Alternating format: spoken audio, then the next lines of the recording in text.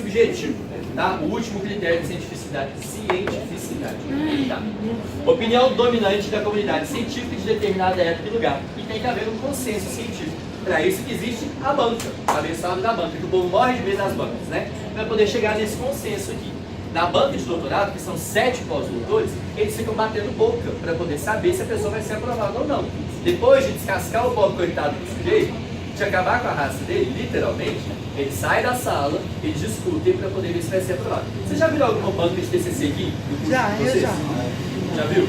Acontece a mesma coisa, são 3 professores, apresenta, depois tem as perguntas, a pessoa sai da sala, eles discutem para ver se a pessoa vai ser aprovada ou não, para poder ver se chega nesse consenso científico. A minha pergunta é a seguinte, quando se abriu a iniciação científica, falou que o curso de publicidade e propaganda aqui em Minas entra na iniciação. Sim, isso porque os projetos são reprovados ou porque não é iniciação? Porque não tem participação nisso. Interesse. Porque os alunos não escrevem os projetos. Só por isso. Então o pessoal não quer participar, literalmente. Tá? Quando tem, os projetos da IC de publicidade e propaganda são muito bem escritos. Ano passado foram 2 que participaram e submeteram, os 2 foram aprovados. Vocês escrevem bem. A área de comunicação, por exemplo, a área de direito escreve muito bem. A escrita do projeto de vocês é muito boa, não tem tanta falha. Então é tranquilo. Mas provavelmente o pessoal não quer. Só por isso. Bom, então beleza, fechou. Então aqui, só para a gente poder contrapor os 2 conhecimentos ali que são os mais famosos que a gente tem. O conhecimento científico, que é o que a gente vai trabalhar o tempo inteiro, e o popular, que é o que a gente vive. E a gente vai ter que saber diferenciar esses dois, porque um a gente vive e o outro a gente vai ter que, na marra, aprender a trabalhar com ele, literalmente, tá? Diferencia-se pela forma, o modo, os métodos e o instrumento de conhecer. Eu conheço as coisas pelo conhecimento popular, pela minha vivência, tá? Igual o exemplo da chuva que eu falei. Na época de chuva começou a ventar, provavelmente vai chover. Para ciência isso não funciona assim, você tem que ir no laboratório, fazer os testes todos lá para poder, nos laboratórios de... O povo do previsão do tempo, como é que chama? Meteorologia, obrigado, tá? E aí eles, com todos os instrumentos, todo o aparato científico, vão descobrir se realmente vai chover ou não, tá? Não é simplesmente olhar para o céu, ver que está ficando roxo, começou a ventar, vai chover. Não tem nada a ver, tá? A ciência não é o único caminho de acesso à verdade, tá? Tem horas que a gente cria umas verdadezinhas que funcionam, igual a ideia de que o céu está estrelado, não vai chover. Normalmente isso funciona, mas não é sempre que funciona também, tá? Tem horas que é exceção ali. Então não é somente pela ciência que a gente vai chegar na verdade, o que a gente entende como verdade por enquanto também, tá bom? A ideia do científico popular aí, tá? O mesmo objeto ou fenômeno pode ser observado por um cientista ou por um homem comum. E o que vai diferenciar aquilo ali é o olhar de cada um deles. Um vai sempre estar buscando evidência, vai estar sempre buscando testar aquilo ali, e o outro vai estar querendo viver aquilo. Essa é a diferença de um pesquisador, que é o que a gente vai falar o tempo inteiro, para uma pessoa que vive somente com conhecimento popular. Ela vai viver aquilo e o pesquisador vai trabalhar em cima. Tá? Então isso que vai diferenciar basicamente os dois. Bom, conhecimento filosófico. Vamos lá, falar dos 4 tipos de conhecimento que a gente tem. Aí é filosofia mesmo, de lá de trás, tá? Que a gente fala de Platão, de Sócrates, daqueles caras ali, tá? O que a filosofia entende? Vocês já tiveram filosofia no ensino médio, provavelmente, né? Ou sociologia que seja. O que a filosofia vai falar pra gente o tempo inteiro? O homem se basta, o homem consegue explicar as coisas por si próprio. Ok? Então não precisa de intervenção divina, não precisa de intervenção da ciência, nem coisas do gênero. Tá? Então vamos lá. O conhecimento filosófico é baseado em valores. O que eu acredito que é verdade, na verdade, por exemplo, né, o que Sócrates acreditava, o que Platão acreditava que era verdade, era valor para eles. Aquilo era uma verdade absoluta, igual a gente tem o dogma para a religião. Tá? Então a gente não questionava aquilo ali. Eu acreditava naquilo porque eu concordava com as ideias do Sócrates, do Platão ou de quem for. Bem? Segunda ideia, eu não pego o conhecimento deles e testo. Ficou boa a foto? É minha tia. Tá, a tia. Vamos lá. O conhecimento, mas isso é muito capital. Vamos lá. O conhecimento filosófico não é verificável, tá? Quem acredita na ideia, na época, né? Do Platão, do Sócrates, que for, acreditava no que ele falava e pronto. Não questionava o que ele estava falando. Tá? Assim como até hoje assim, o conhecimento filosófico trabalha dessa mesma forma. Ou a pessoa acredita naquela linha de raciocínio, que a gente vai para o pensamento ideológico, ou ela discorda. Tá? Ele é racional, tá? Então a gente já falou, o homem se basta. A razão humana vai resolver tudo. Então a gente não vai ter que ficar testando as coisas, por por aí vai. Oh, Por isso que tem gente que não gosta da filosofia, porque ela fica tentando entender o homem o tempo inteiro, ela é voltada para ela mesma, focada no interior e por aí vai. Aí o povo não gosta de filosofia por isso, tá? Porque ele pensa dessa forma. Okay? A filosofia ainda é um conhecimento sistemático, então tem uma ordem bonitinha. Eles não simplesmente brotavam as coisas e julgavam em cima da população como um todo, tá? São hipóteses enunciadas que visam a representação coerente da realidade numa tentativa de entender o que eles viram. Então eles paravam, raciocinavam em cima daquilo, tinha toda uma forma de fazer, de criar uma verdade. Eles não acordavam, eu acho que é isso, pronto, acabou. Ok? Com os pensadores lá, né? E a última ideia da filosofia, eu acho que essa mesmo foi um pouquinho. Não, tem mais duas aí, tá? Uma das mais importantes, a ideia é que a filosofia é infalível, assim como a religião. O que seria infalível? O que vocês entendem pela palavra infalível? A palavra. Não é possível de falha. Então, na ideia da filosofia, o conhecimento infalível é que ele não é possível de experimentação, então eu não vou testar, e ou eu acredito naquilo ali, ou eu não sigo aquela ideia. Ou eu gosto do Sócrates, ou eu odeio o Sócrates. Okay? O conhecimento de ser infalível é aquilo, ele não pode ser testado, ele não pode ser questionado como um todo. Tá? Tipo dogma. É a mesma ideia do dogma. Só que no filosófico o homem se basta.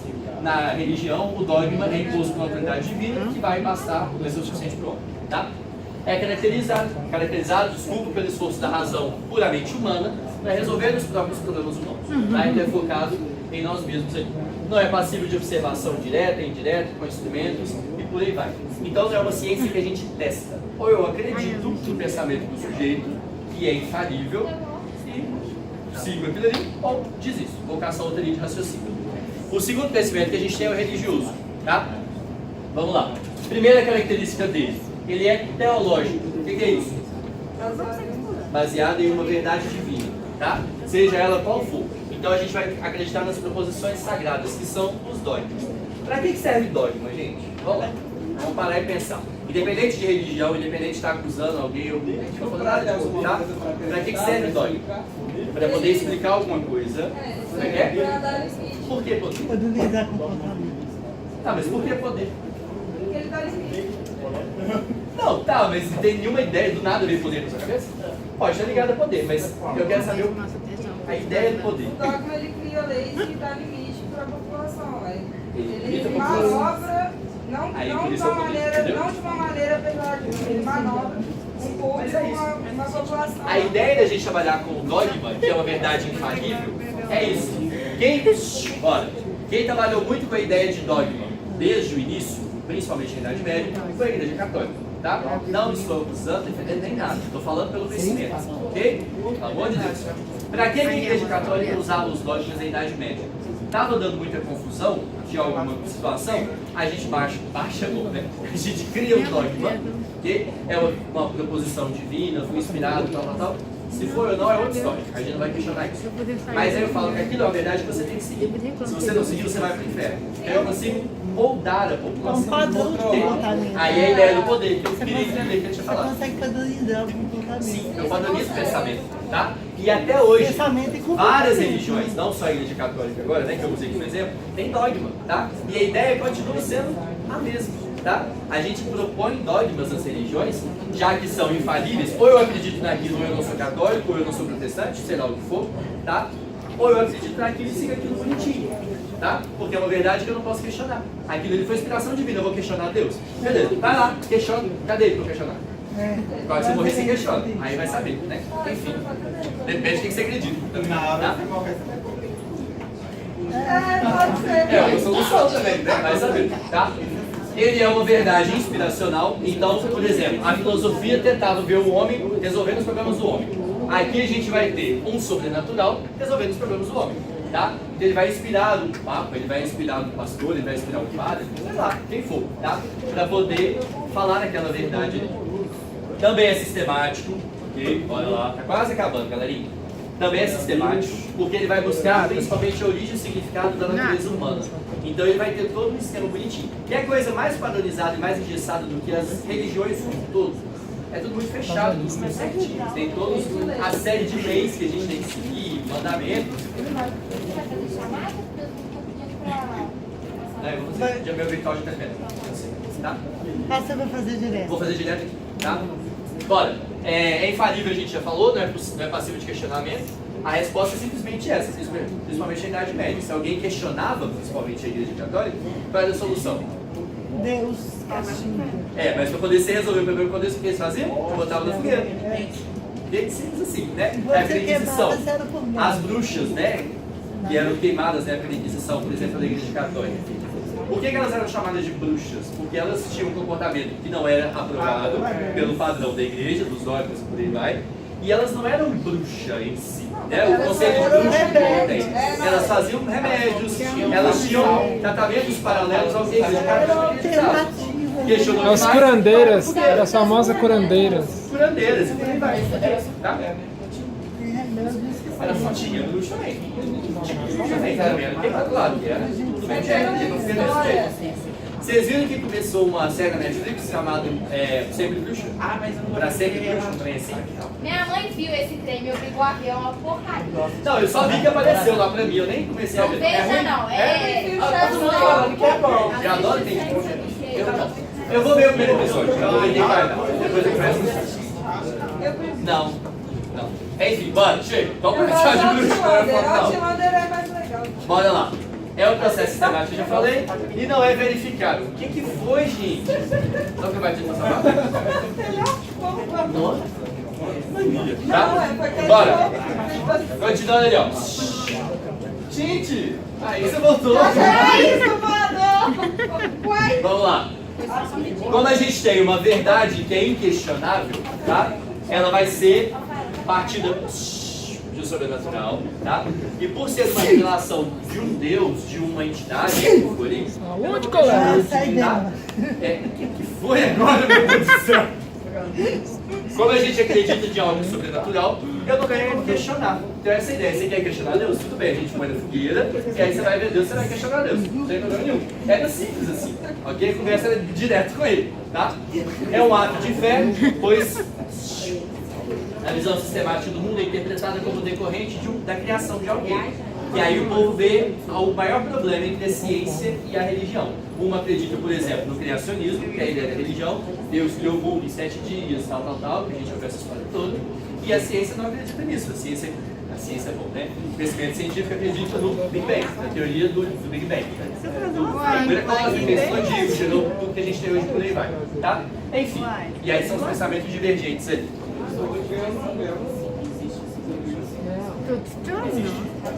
Existe, tá? Tem uma teoria que eu vou achar ela depois, vou mandar para vocês, que ela começou a juntar os dois. Então eles estão conseguindo comprovar. Eles estão conseguindo comprovar que a gente teve tanto o criacionismo quanto o Big Bang. Então é muito legal. Eles estão conseguindo comprovar. Mas tem umas teorias bacanas pra caramba. A gente tem uma parte do estudo que a gente imagina, por incrível que pareça, Quais gente que tem? mas tipo, é uma parte do estudo que a gente tem na Bíblia que diz assim, que Deus teve tempo dele pra proteger. Então, tem que é diferente. Existe uma parte essa teoria. E ela ganhou. Então assim, ela é viável, ela é interessante. Uma teoria dentro disso é que só a partir do quarto dia é que houve 24 horas, a questão Sol e dia e noite. Dia e noite. Então tem muita coisa aí. A partir do momento que você entende a Bíblia como uma visão muito da criação, tá vendo? Não sou só eu. Tá vendo?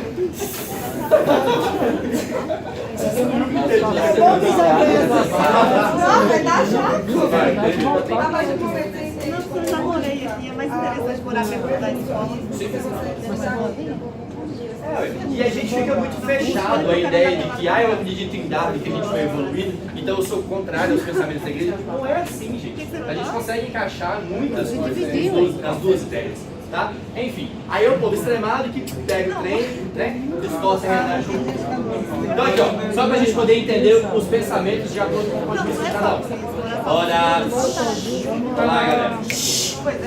O vento não é o sopro de Deus, poderia ser uma explicação religiosa. Inclusive, na Bíblia aparece muitas vezes como manifestação de sopro de Deus no vento, tá? Não é um fenômeno provocado pela chuva, falando disso hoje, né, da questão do conhecimento popular. Ele é, na verdade, a movimentação do ar que se dá pela deslocação das camadas de alta pressão da atmosfera para as camadas de baixa pressão, que é o conhecimento científico. Então, como que a mesma coisa, três focos diferentes para poder interpretar aquela realidade, tá? Só dessa última forma. Okay? Nós vamos pegar só pela ciência o tempo todo. Então aqui, ó, só pra gente poder ver, ó, o homem morreu. Pensem, agora não tem uma lógica, a gente que vai pensar, tá? O homem morreu e o seu velório... Bora!